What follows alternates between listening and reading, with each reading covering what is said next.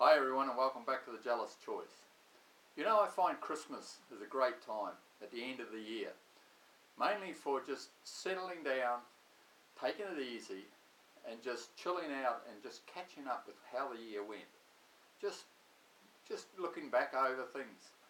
Because I find that you get fairly busy during the year, and when you got your head down and your backside up, sometimes you don't stop and think as much as you should.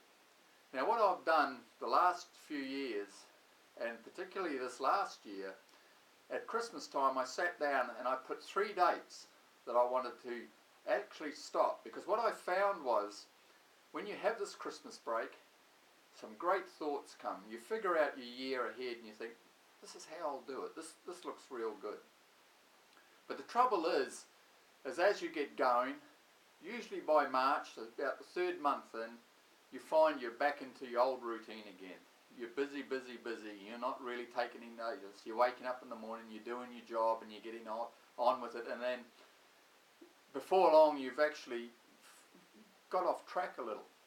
So what I've done now the last couple of years is I've put down 3 dates during the year, every 3 months, because I found it was about 3 months for me, I found it was about 3 months when you sort of run out of the time of sort of focusing on what you're going to do that year. So I found that if I could stop and have some time out, and what I've done now is I've made it 3 times a year. The end of March, make it a long weekend, that's all it has to be. Just get away from what you're doing.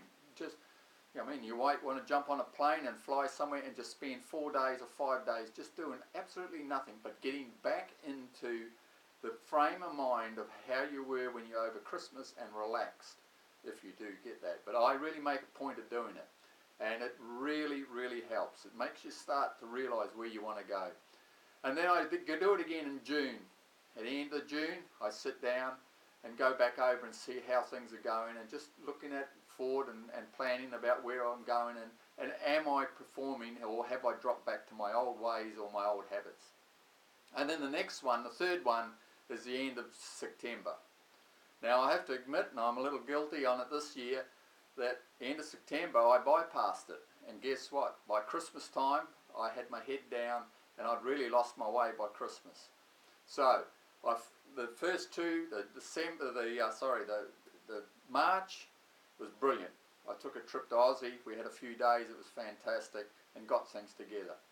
In June we did the same thing. We went over onto an island and had some time out. September I missed out. I got too busy and I didn't do it. So I know what actually happens when you don't have these stops. So try it out. Write the dates down now.